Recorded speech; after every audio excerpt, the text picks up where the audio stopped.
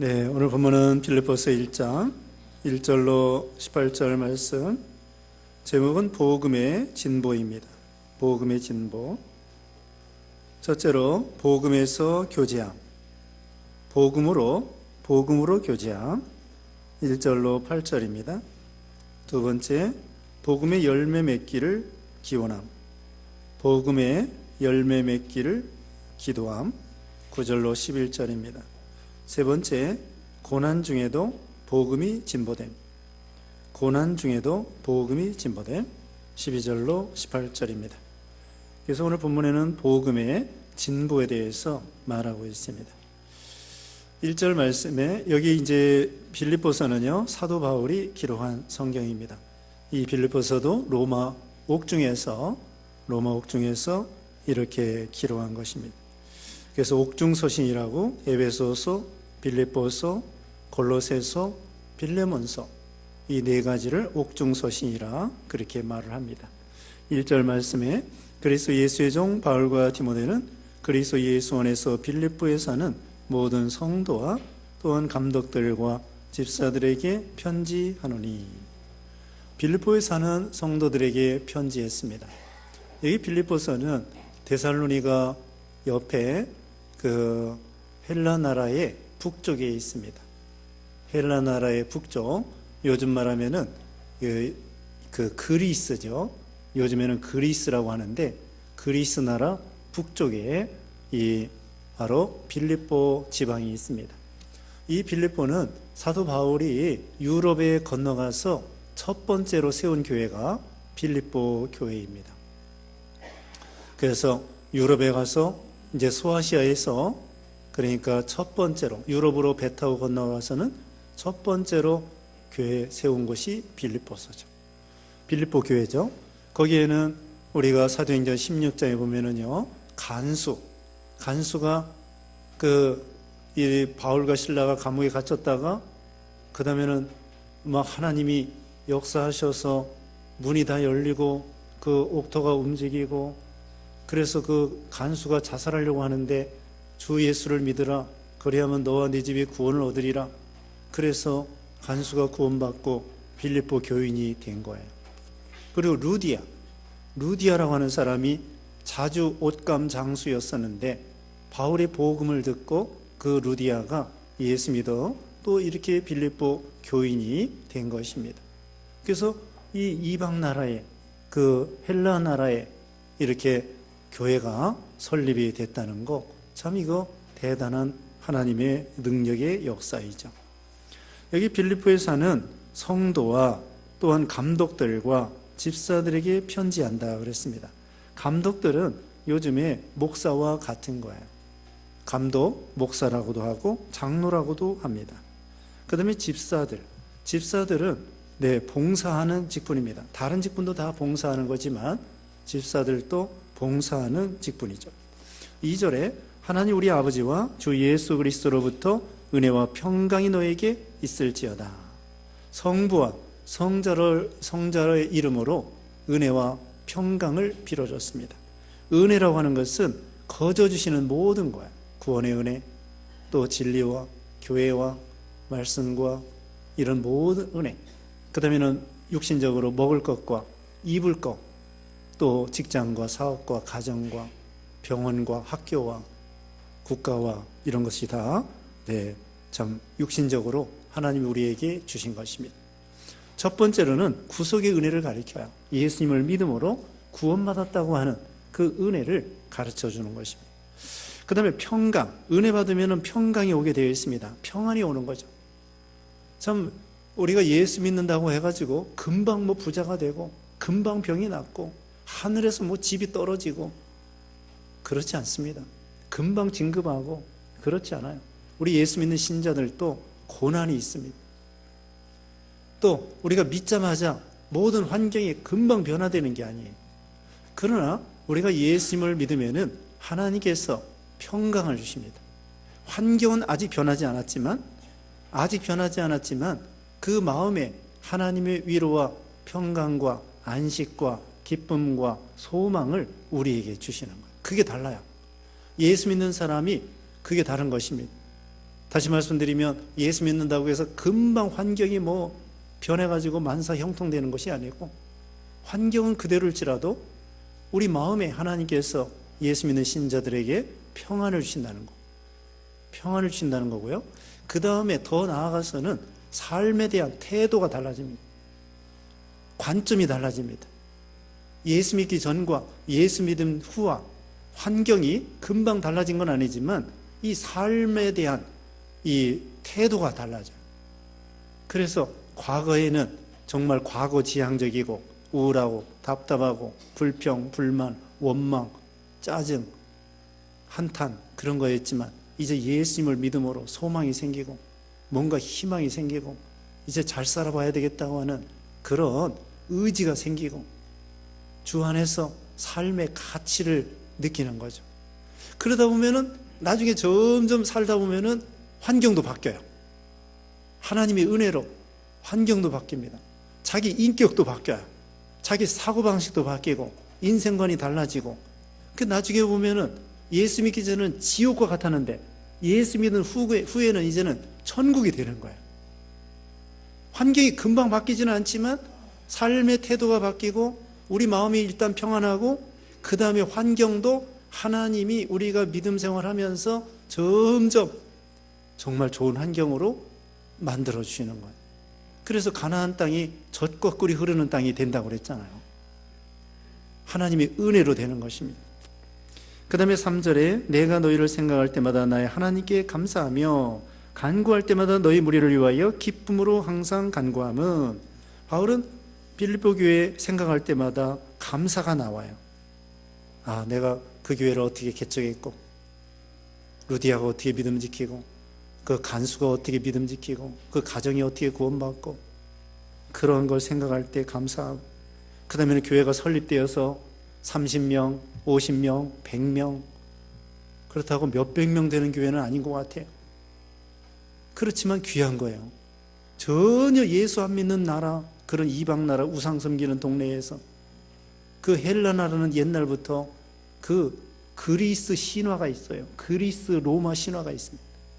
그래서 뭐 제우스 신이 어떻고, 또 아프로디테 신이 어떻고, 바카스 신이 어떻고, 디오니소스 그런 신이 어떻고, 그렇게 우상 섬기는 나라에서 이 빌립보 지방에 교회가 세워서 1명, 5명, 10명, 20명, 100명, 이거 생각할 때 너무나 감사하고 기쁘게 생각하게 되었습니다. 그리고 기도해 줬어요. 간구할 때마다 너희 무리를 위하여 기쁨으로 항상 간구하면, 계속 기도해 주는 거예요. 자기가 개척했던 교회 계속 기도해 주고, 심우했던 교회 계속 기도해 주고, 그 다음에 5절에 너희가 첫날부터 이제까지 복음을 위하여 유한 일에 참여하고 있기 때문이다. 바울이 첫 번째 감사하고 기도하는 것은요, 이 빌립보 교인들이 첫날부터 복음을 위하여 복음에 참여하고 믿는 일에 참여한 것을 기쁘게 생각했습니다. 이건 뭐냐면요, 이 빌립보 교인들이 복음에 참여했다는 거. 자, 우리도 복음에 참여한다는 건 무엇이냐면요, 예수님을 믿는 거예요. 예수님을 믿는 거, 복음이 예수님이십니다. 예수님을 믿는 거 복음에 참여하는 거고요. 그 다음에는 이 복음을 전하는 사람이 되는 거예요. 복음에 참여한다는 것은 내가 복음을 믿고, 복음 되시는 예수님을 믿고, 그 다음에는 이 복음이 너무나 좋기 때문에 우리 주위 사람들에게 복음을 전하고 나눠주는 것, 그게 복음에 참여하는 것입니다. 그리고 또한 세 번째로는 이 복음을 위한 일꾼들에게 물질로 연보해 주는 것입니다. 거기 4장에 보면은 4장의 15절 읽어주세요. 4장 15절.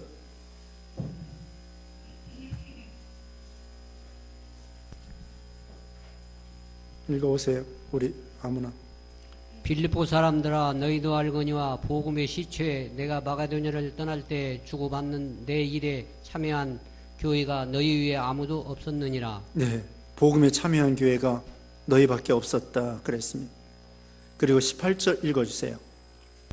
내게는 모든 것이 있고 또 풍부한지라 에바브로 디도 편에 너희가 준 것을 받음으로 내가 풍족하니 이는 더 받으실 만한 향기로운 제물이요 하나님을 기쁘시게 한 것이라. 네.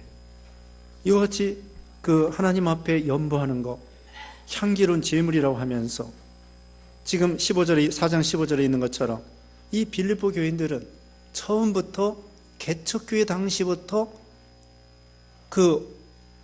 이 연보해 가지고는 어려운 교회를 도와주고 바울이 옆에 데살로니가 교회 가서 전도할 때 또 처음부터 이렇게 예를 들면은 연보해서 선교비로 대주는 거예요. 개척교회 당시부터. 참 이게 대단한 것입니다. 아니 우리 교회도 어려운데 다른 교회 신경 쓸 여유가 어디 있느냐? 그게 아니었습니다. 우리도 어렵지만 또 옆에 데살로니가 교회 개척할 때 얼마나 어렵겠는가? 그러면서 사도 바울에게 돈을 주면서 가서 개척교회 하시라고 이렇게 참여한 것입니다. 자, 우리도 복음에 참여하려면 어떻게 하라고요?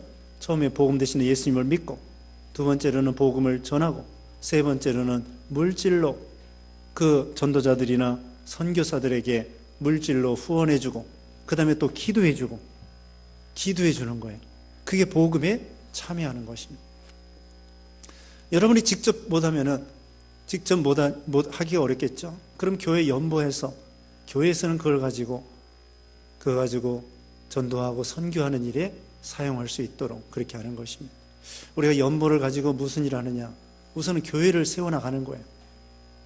교회 일꾼들 사례금 주고, 그 다음에는 또 여기 여러 가지 세금하고 교육비로 쓰고, 그 다음에는 또 우리 교인들 식당에서 먹을 거라든지 이런 거, 그 다음에 차량 운행비, 여러분이 다 보고 듣잖아요.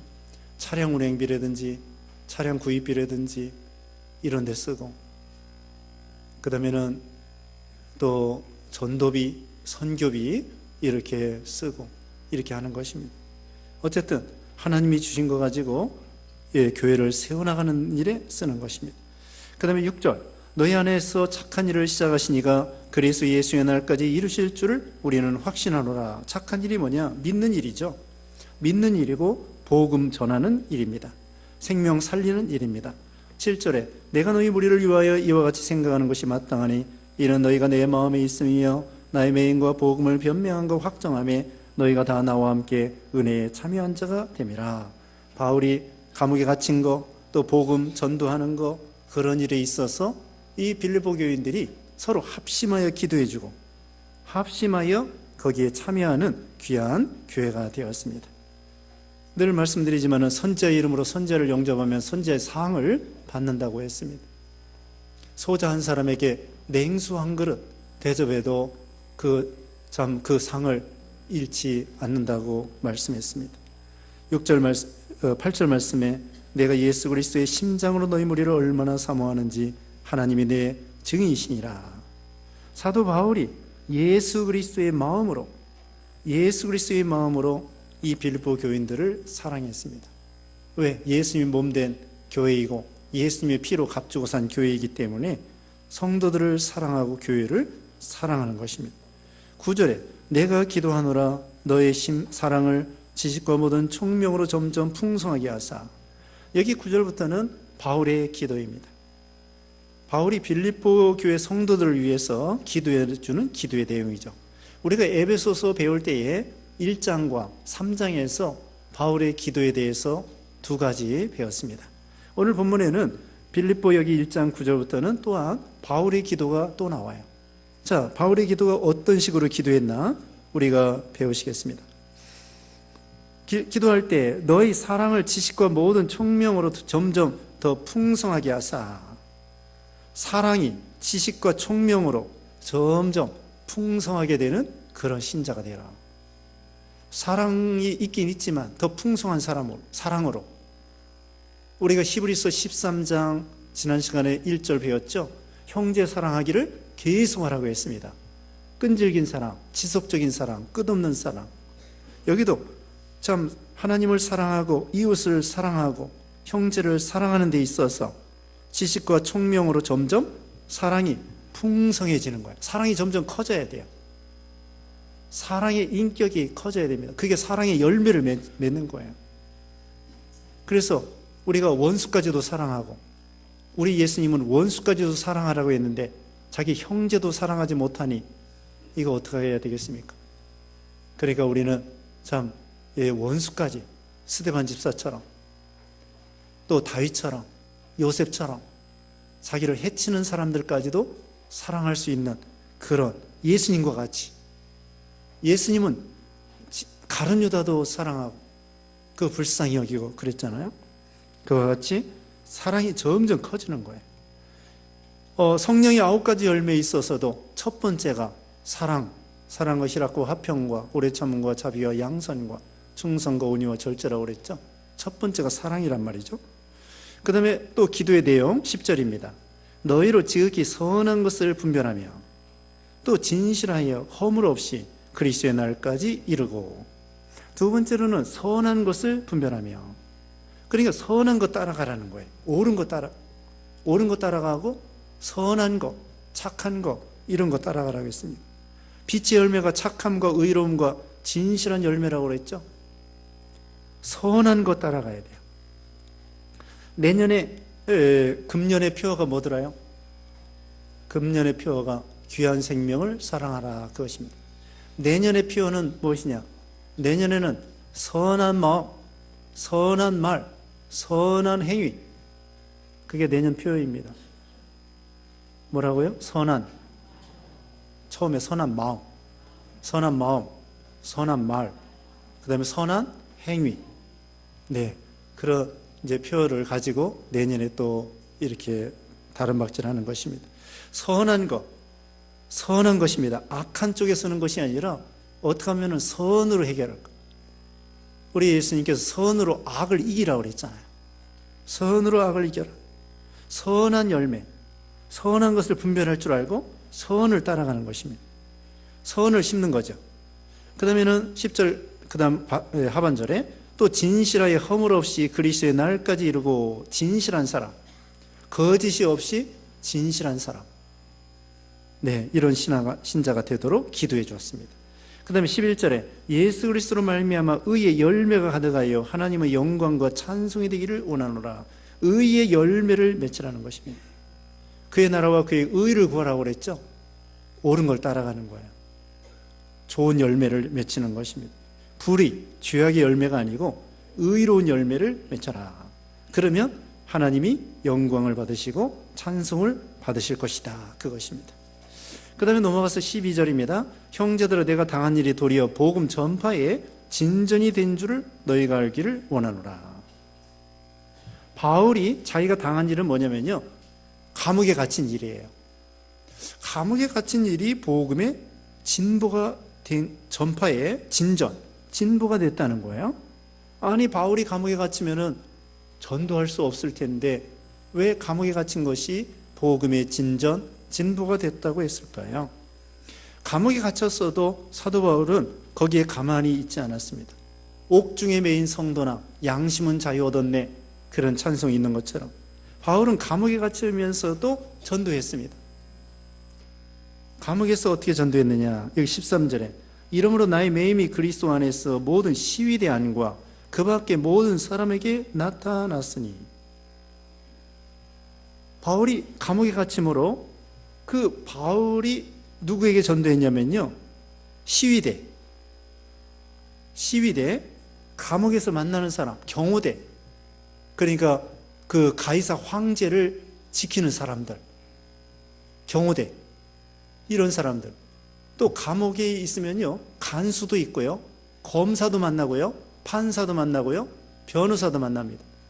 근데 변호사는 만나는지 그건 모르겠는데 예전에 분명히 검사, 판사는 만날 수 있습니다. 감옥 밖에서는 검사, 판사 만나기 어려워요. 그리고 또 경호대원들, 간수들, 그 사람들 감옥 밖에서는 만나기 어려워요. 그래서 감옥 안에 들어가 보니까 지금 뭐 다른 죄가 아니라 복음 전하다가 황제, 그 로마 황제가 신이에요. 그 당시에는 헬라 나라, 로마 나라 그런 우상들도 신이지만 황제도 살아있는 신이라고 그래요. 일본의 천황도 살아있는 신이라고 그래요. 그래서 이 황제도 신이라고 그러는데 우리 기독교인들은 사람은 신이 아니다, 하나님만이 신이다, 그렇게 주장하니까 황제가 싫어해요. 그래서 이 바울을 감옥에 가둔 거예요. 복음 전한다고, 예수 전한다고, 황제 믿지 않는다고 감옥에 갇혔다고. 그래가지고는 이제 재판을 받아요. 검사가 고소해가지고 이 사람은 황제 신을 섬기지 아니하고 예수 신을 섬긴다고 그러는데, 그래서 이 사람 저기 감옥에 가둬놓고 정죄해야 됩니다. 그런 판사가 또 물어보는 거예요. 너 왜 황제 안 섬기느냐? 또 예수가 누구냐? 그렇게 물어본다고요. 그러면 그때 판사에게 설명을 하는 거야. 예수님은 하나님의 아들이고 죽은 자 가운데 살아나시고 우리의 구주가 되시고, 판사님도 예수 믿어야 됩니다. 검사님도 예수 믿어야 됩니다.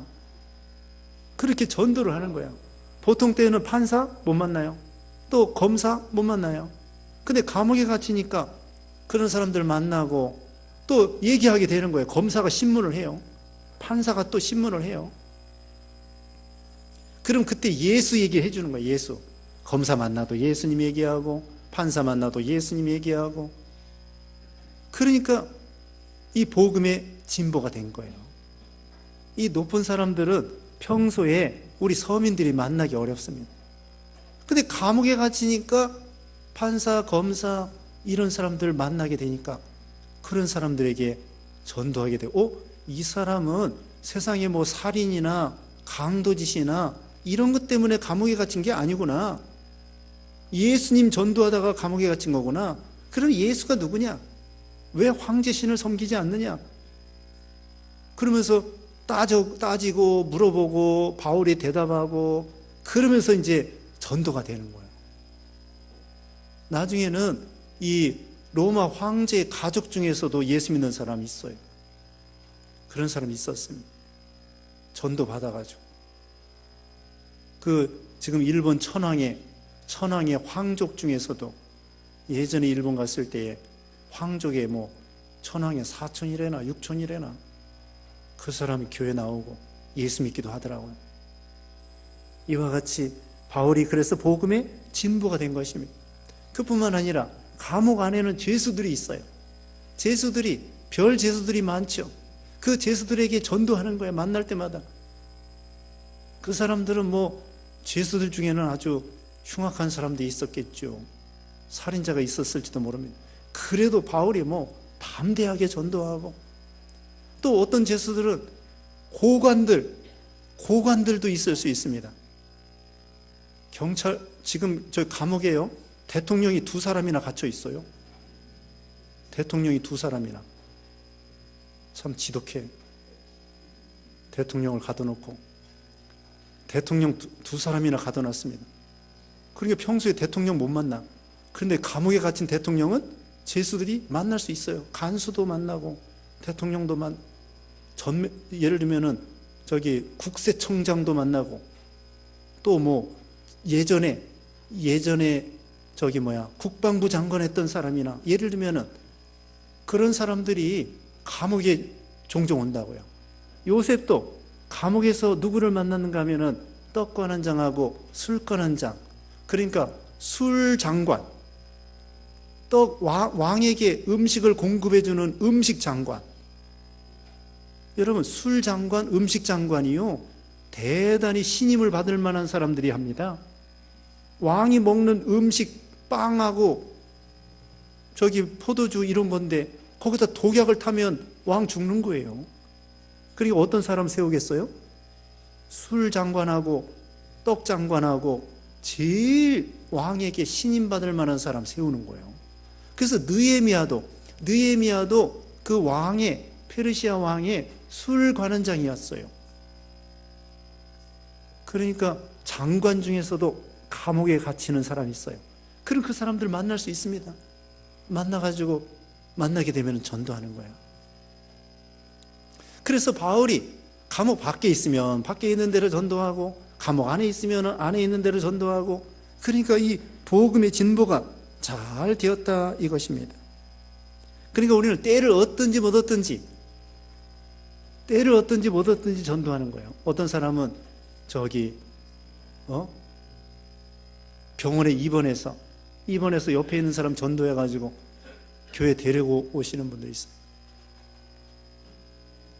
그런 분들, 네, 이와 같이 복음의 진보가 되고, 그 다음에 또 왜 진보가 됐냐면요, 14절에 형제 중 다수가 나의 매임으로 말미암아 주 안에서 신뢰함으로 겁없이 하나님의 말씀을 더욱 담대히 전하게 되었느니라. 그 다음에 감옥 밖에 있는 형제들이, 바울이 감옥에 갇혔으니까 이거 우리 가만히 있으면 되겠는가, 겁없이 담대하게. 아니, 바울은 복음 전하다가 선생님은 감옥에 갇혔는데 우리가 이거 가만히 누워가지고는 이러면 되겠는가? 우리도 정신 차려야 되겠다. 감옥 밖에서 우리가 가만히 있으면 되겠는가? 감옥 안에서 얼마나 고생하겠는가, 바울 선생이. 그러니까 우리가 바울을 대신하여 그 빈자리를 채워야 되겠다. 바울이 감옥 밖에서 전도 못하는데 우리가 대신 전도해야 되겠다. 큰 말이 나가면 작은 말이 해야 되고, 이가 없으면 잇몸으로 먹고 살아야 되겠는데 우리가 이거 나서야 되겠다. 그래서는 열심히 전도하는 거예요. 그냥 넋놓고 있으면 안 돼요.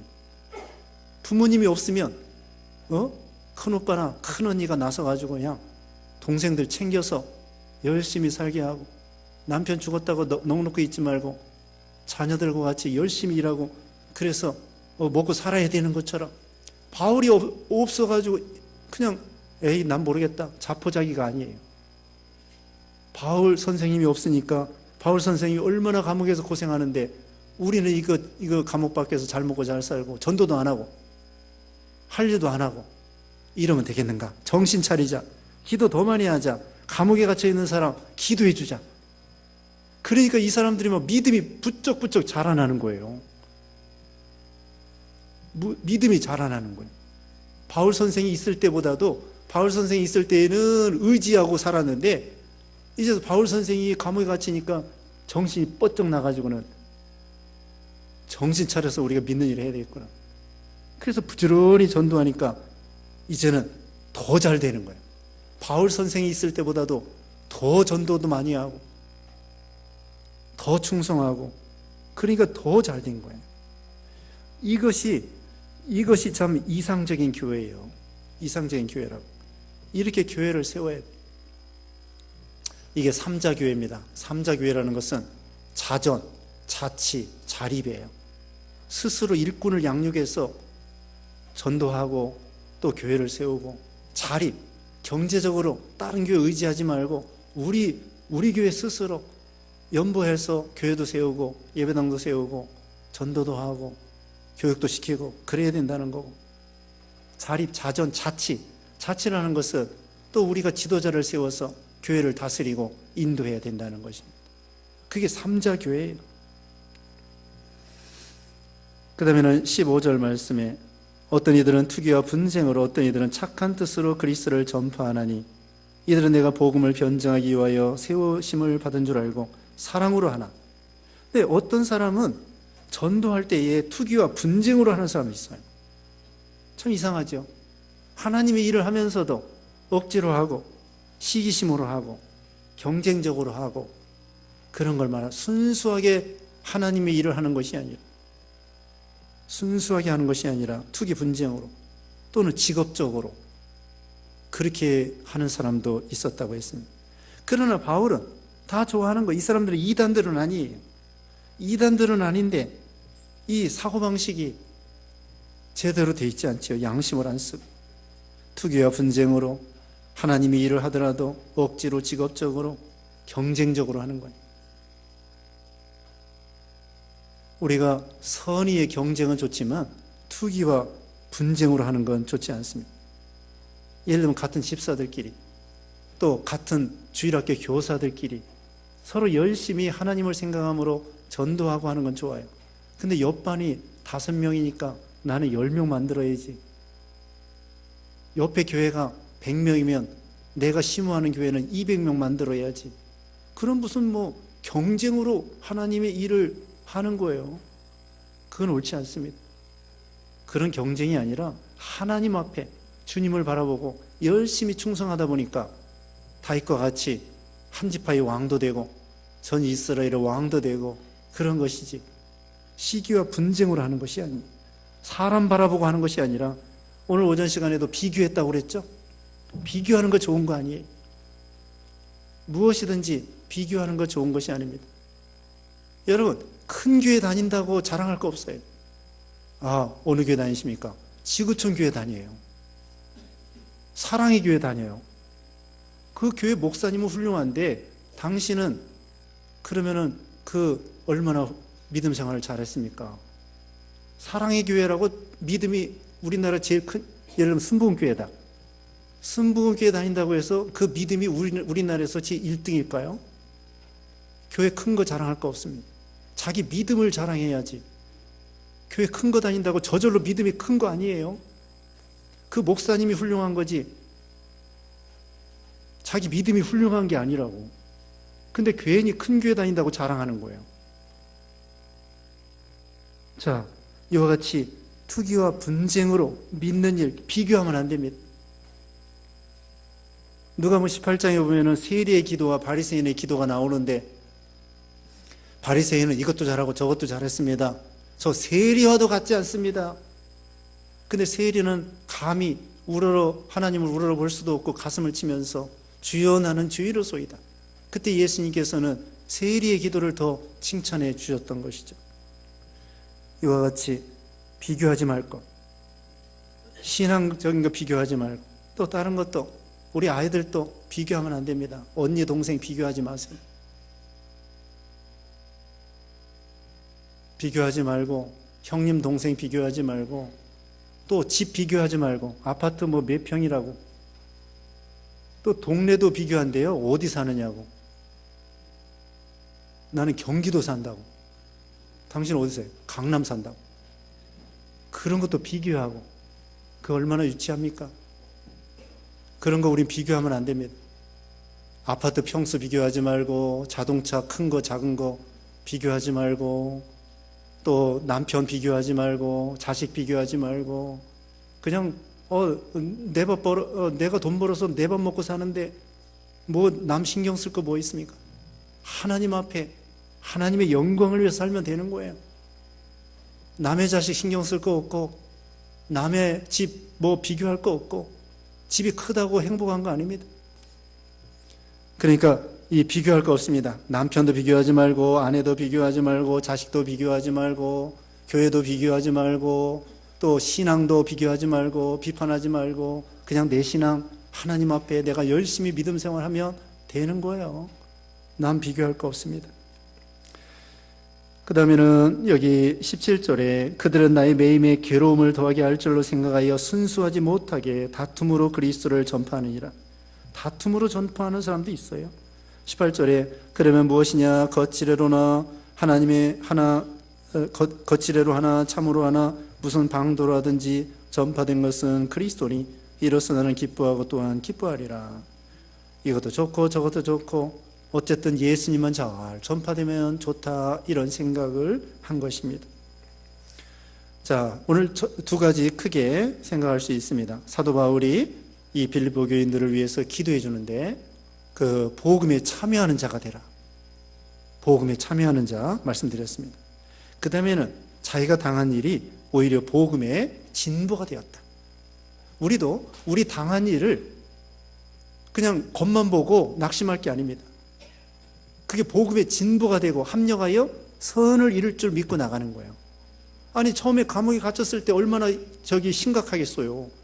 저 교회 나 없으면 교회가 어떻게 될까? 내가 감옥에 갇혔는데 저 누가 하지? 또 어떻게 이게 전도를 해야 되겠는데 이거 어떡하지? 그런데 나중에 지나놓고 보니까 하나님께서는요, 더 잘 되게 해주시는 거예요. 더 잘 되게. 더 잘 되게. 중국이 공산화가 됐습니다. 1948년에 중국 공산당이 시작해가지고요, 공산화가 돼가지고 그 전에 선교사가 몇천 명이 있었어요. 근데 공산화 된 다음부터 선교사 추방하고 막 죽이고 핍박하고, 그래서 교회적으로는 야, 이거 어떡하지? 큰일 났네. 주계장막이 돼버렸네. 전도도 못하겠네. 그런데 거기서 몇십 년 흘러가지고 1979년부터 그러니까 한 30년 이상 지난 다음에 이제 기독교가 개방이 된 거예요. 문화가 개방이 돼가지고 기독교가 자유가 생기게 된 거예요. 그런데 과거에서부터 믿음 지킨 사람들이 숨어 있다가 그다음 물론 감옥에 갇힌 사람도 있습니다. 핍박받아가지고 어떤 목사님들은 수십 년 감옥에 갇혀 있었는데 그 후에 말 그대로 우후 죽순격으로 비 온 다음에 죽순이 쫙 자라나는 것처럼 예수 믿는 사람들이 막 생겨가지고 우리도 전도 많이 하고 선교 많이 하고 그래서 중국 사람이 예수 믿는 사람이 1억 명이 된대잖아요. 1억 명이 넘는데요. 우후 죽순 이렇게 죽순이 한참 몇 년 동안 묵혀 있다가 한 번 자라나기 시작하면 이 죽순이 쫙 자라난대요. 대나무가. 그런 것처럼 하나님께서는 손해보는 일 안 하셔요. 그래서 결국은 기독교를 막 말살하고 교회 문 닫고 그랬는데 나중에 그 교회 문 열어주더라고. 똑같은 예배당, 그 예배당 그것을 공회당으로 쓰다가 그 예배당 다시 돌려주는 거예요. 개방해가지고. 지금도 이제 핍박을 하긴 합니다만은 모택동이 잘한 것도 있습니다. 소수민족이 56개입니다. 조선족을 비롯해서 소수민족이 56개인데 그걸 갖다가 다 통일시켜가지고 중국말로 쓰라는 거예요. 중국말로. 그리고 나라가 하나니까 비자 한 개 받으면 어디나 가는 거예요. 이제 홍콩까지 갑니다.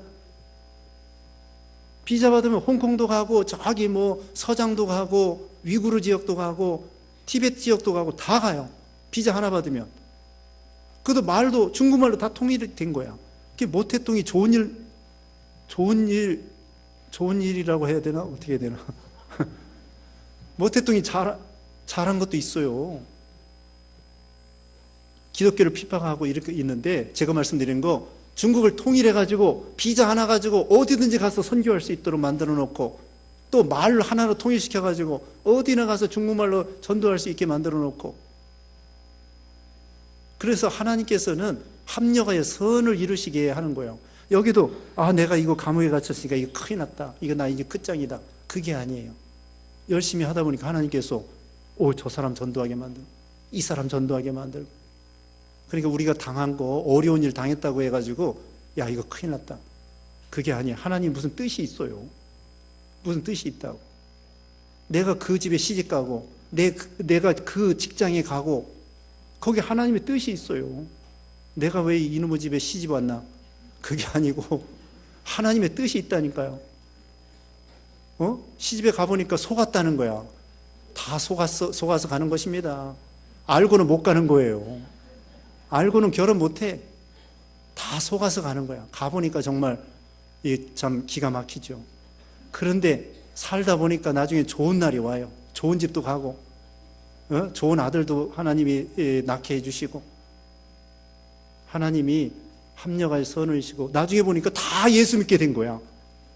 자기 혼자 예수 믿고 교회도 잘 못 나갔는데 나중에 그 며느리를 통하여 다 예수 믿고 구원받고 집사가 되고 권사가 되고 그렇게 되는 거예요. 그게 하나님의 뜻이 있는 거예요. 하나님이 우리 가족 우리 이 시집을 구원하려고 나를 이 집에 보냈구나. 그래서 나중에는 감사가 나오고 그 하나님의 뜻이 있어요. 지내놓고 보면은 답이 나오고 합력하여 선을 이루신다고요. 그러니까 나에게 당한 나에게 당한 것이 감옥에 갇히고 어렵고 힘들고 그런다고 할지라도 거기서 믿음 생활 잘하다 보면은 결국은 하나님께서 더 좋은 길로 합력하여 선을 이루셔가지고 시험하고 낮추셔서 마침내 복이 되게 해 주신다는 것입니다. 네, 기도하겠습니다. 잠시 기도하겠습니다. 같이 기도하겠습니다. 거룩하신 하나님 감사합니다. 사도 바울이 빌립보 교회를 개척하고 그 교회가 신생교회였지만 복음에 참여하여 열심히 전도하는 데 협력하고 또 이렇게 연보해서 전도사들을 도와주고 또 전도하는 사람이 되고 또 믿음을 지키고 기도해 주는 사람들이 되었사오니 우리도 빌립보 교회를 본받게 하여 주시고 또 사도 바울이 자기에게 당한 일 감옥에 갇힌 일이 오히려 신앙의 진보가 된다고 했사옵고 복음의 진보가 된다고 했사오니 우리가 당한 모든 일이 합력하여 선을 이루시고 복음의 진보가 되도록 은혜 베풀어 주시옵기를 원하옵고 예수님의 이름으로 기도드리옵나이다. 아멘.